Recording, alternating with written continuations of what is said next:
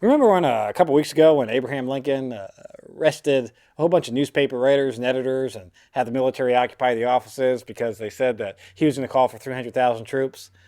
Well, he calls for 500,000 this week. Weird.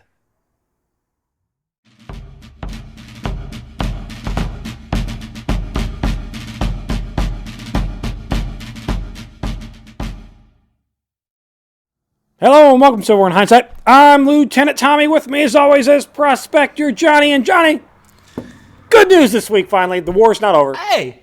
Oh, okay. Well, I didn't actually expect it this week. But good. I think I am going to. I think the war's going to outlast me at this point. It very well might. It's just what it's feeling like. I think we're going to run out of people before we run out of. Before anybody surrenders. We'll get there with people here. This week's opens up on the 15th with following up from the last week's battle at Harrisburg, Mississippi, the Union victory. Smith is going to return his army towards Memphis, setting short supplies. So, they're okay. Wasted effort. Good news is coming. Yeah, we're not opening up with good news. Okay. Oh, okay. All right. But the good news is coming. Okay, it's there. It's here. Yeah. Okay. All right. I'll wait. You'll wait. Good news. On the 16th, Sherman begins moving his army across the Chattahoochee on the north side of Atlanta. Trader President Davis is going to write Johnson saying, and I quote here, "I wish to hear from you as to the present situation and your plan of operations so specifically as will enable me to anticipate events." Like, look, what the fuck is going on? Every time I turn around, you're retreating further and further and further into Georgia. It would be nice if I knew what to expect. That's all. That's it. It's a communication problem. Johnson's going to respond with, and I quote, "As the enemy has double our number, we must be on the defensive. My plan of operations, therefore, depend on that of the enemy." That's not a fucking answer! Well, it is, though. It is. He's basically saying they're big and scary, and I got to run if they start getting too close. Like, that's an answer. It's just not one you like.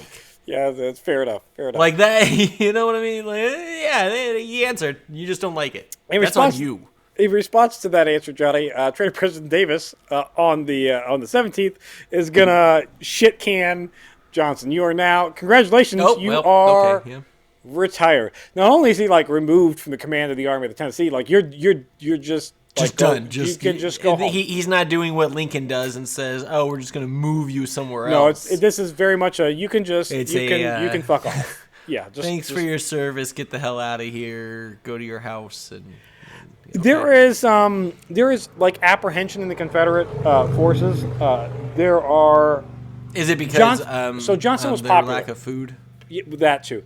Johnson was actually a fairly decently popular general to a degree. Because he kept running away and not getting killed and taken over by an army twice their size. But there's also the whole we keep retreating. Why don't we fight something? So there's that. So he's replaced with Hood, who's very much a fuck 'em up kind of guy at whatever cost. I don't care that they outnumber me. I don't care how many troops I have or don't have. I'm gonna fight. That's a great mentality for this type of war. Yeah, that we're doing because nobody seems to care about anybody. Feeling that might not have been the best general to put in the position that's a defensive war for them. Well, is a defensive war though? Is it? Is it one for the Confederacy at this point? It's very much. Doesn't seem like it. It should be. Well, they're on the defensive, yeah. But it's not been the case. Fair enough. I had a very nice fellow come through my town and remind me of that. Okay. Great guy. I get where you're going for. Early's forces, remember, he tried to fuck over Washington D.C. and mess with them, but then he saw the defense around Washington D.C. and went, I'm gonna go home. Well, he's back in the Shenandoah Valley after their failed attempt to attack Washington D.C. On the 18th, Lincoln is going to call for 500,000 more troops. I'm sorry.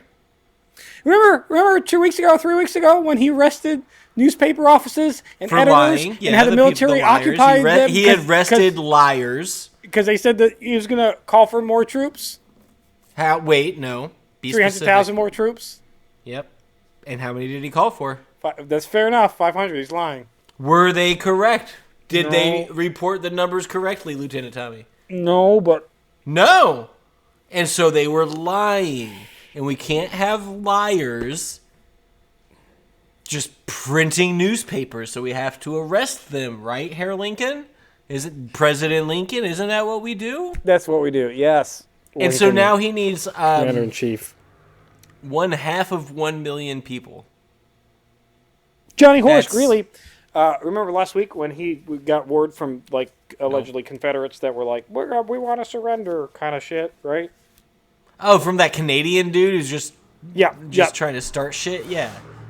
So Lincoln says, Horace Greeley, if you want to talk to him... He says, yeah, you're full of it. Get the hell out of here. Go talk to him, but they're probably full of it. So Horace Greeley goes up and talks to him. Oh, he sends somebody. Okay. Horace Greeley, the one who got the word of it and then talked to Lincoln. That's right. Okay. Lincoln's like, if they want to really do this shit, they should talk to me. More. And then Horace Greeley's like, they're not going to come down here, like, because you're probably going to arrest them and do things. No, they live in another county. Yeah, they live in another.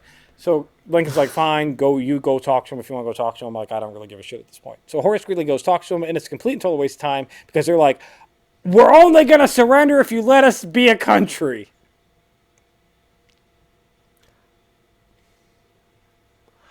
You won the war, but we still get what we want. Like, that's their terms. That is what gigantic little brother energy that has right there. like I won't tell Mom that that you beat my ass. What even is? And Lincoln goes, obviously. What kind? No. That's a pretty good terms of surrender. Like, maybe Lincoln forgot that they are fighting to preserve the Union. And he's just like, oh, they want to surrender. I'll sign the surrender papers, not read the fine print, and then bada boom, bada bing, new country. Baby. What the? Lincoln's counter is, I hear ya. Cool. Counter proposal. You fucking come back to the United States and you get rid of your slaves. That's the counter. That's the counter proposal. And we're gonna continue. We're not. Yeah, any new states admitted into the Union, they're gonna be free states. That's what we're doing here. Yeah. So war's still on. Yeah. Okay. So nothing came from that. Shocking. Shocking. What a turn of events that I didn't expect. Johnny, on the 19th, Early's forces are going to get. They're going to get what they got. They're going to get what came to them for being land pirates. Federal forces catch up to Early around Berryville on the 19th. This engagement is going to have Early throw most of his forces at the oncoming Federals, resulting in Early retreating during the night to Winchester. Sherman's forces underneath General Thomas are actually going to cross the Chattahoochee. They're going to go to Peachtree Creek, and Hood is preparing an assault against Thomas, going, look, Thomas is separate from Sherman. I'm going to hit Thomas where he's weaker since we're limited numbers. Not a bad plan on paper. Okay. Use your take your numeral advantage when you got it. Sure. So he's gonna order an assault for the next day. Mm-hmm. On said 20th, we have said assault. Hood plans to attack Thomas's forces before they can completely cross and get to the Peachtree Creek, but it's a 3-hour delay, which puts a little bit of a damper on that. In Thomas, the Rock of Chickamauga, probably the best general that we have that's not really talked about, has his force in force at Peachtree Creek. And when early being not early. This is Hood, not Early. Oh, Hood. Darn it. Yeah, that would have been better though. It would have been better. Early's not early. Yeah, I got you. Well, don't worry, we got early news here in a second. Well, but it's fine. It's fine. It doesn't matter, right? It doesn't matter. Hood's still headstrong. He goes, I don't care. I can take the Rock of Chickamauga myself. He sends wave after wave after wave against General Thomas, who sends them running. Thomas's forces are going to suffer 1,779 total casualties. Rock of Chickamauga holds strong, and Hood's forces go running. just under 5,000 total casualties for them. So, Hood, you're already outnumbered. Times as many. And you just made that number worse. That's a bad loss. That's a bad loss. That is salt in the wound. Not only is that salt and wound, the Union now has a stronghold on the north end of Atlanta. So, Uh-oh. We're getting deep in. We're getting deep in. We're going to take you, Georgia. Johnny, speaking of early not being early, his forces are going to be completely and totally routed in the Shenandoah Valley, with 250 of them actually being captured. So, fuck you for being a land pirate. It's not a lot, but it's something, Johnny. 250. I mean, if it's a lot of 250, it is. If I had 250 people in this room right now, I would be crushed to death under the pressure of 250 people. That's more people than are going to listen to this specific episode. That's absolutely right. Yeah, you're right. There's that. If we captured that many people, we could make them watch this episode. We could. They'd have to have their own devices. We couldn't do it all. Like we couldn't do it like in a movie theater. Breaking the fourth wall here. What the hell? My shorts, 10,000 views, 20,000 views, 1 million views. These, I put way more effort into these. 100 views. Fuck you, people. Can I tell you why? Nobody wants to know about the Civil War day to day because it's kind of fucking. No one gives a shit about week to week Civil War updates. You probably. Not gonna lie. You're probably right. It's been going on for a while. I don't even care at this point. I'm on the struggle bus. It's a struggle. It is. Yeah. This is a really dumb idea. So, Key, let's finish this shit off. What happened now? Anyways, Johnny, the week's going to end on the 21st with Sherman's army closing in on Atlanta from the north and the east, with federal forces underneath Francis Blair assaulting enemy positions on Bald Hill. And after furious fighting there, seize those positions. So now that noose around Atlanta getting tighter. Yeah. Tighter. You know what I think? I'm just gonna throw this out there for I don't know, any generals of the war that might watch this. Sherman's got to go to the sea from where he is. From where he's at, doesn't matter how he gets there. He's just got straight to it. Cut it to the sea. I don't know which one even. The Gulf or the Atlantic? The Atlantic, right? He goes. Yeah, that would be the Atlantic. Yeah. Yeah. So that one. He doesn't go to the Gulf of Mexico. He goes to. No, because Georgia's not on the Gulf. God, weird. But he could get to he could Yeah, but that's through. He's got to go through Destin. Yeah. So he went.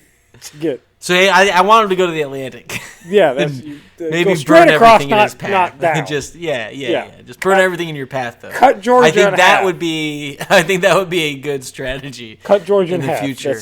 That's where we're going. If you're able to get down to Atlanta, Sherman. In response to getting closed in, Hood has a new idea. Daring plan. Anaconda. He's going to send Hardee's Corps out of Atlanta, sneak them out of Atlanta on a 15-mile night march southeast to attack McPherson's army between Atlanta and Decatur. But we're going to have to wait till next week to see if that works out for him or not. So they're marching through the night right now. Right now, as the week ends. They're leaving Atlanta. Portion of Hood's army is leaving. So now Atlanta is even less defended because he's going to try to hit McPherson's from behind. Just fewer, Say what you will. Troops to burn. Say what you will. It's at least ballsy. I mean, it's something. It's a plan.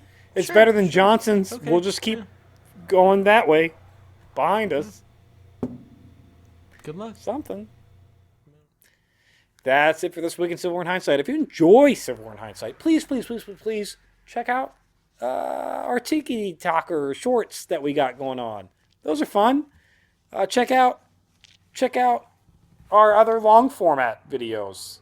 We're going to do one on Cassius Clay. It'll probably drop before I put this one out there, but maybe it won't. I don't know. Just depends on what my mood is when I edit. Check us out.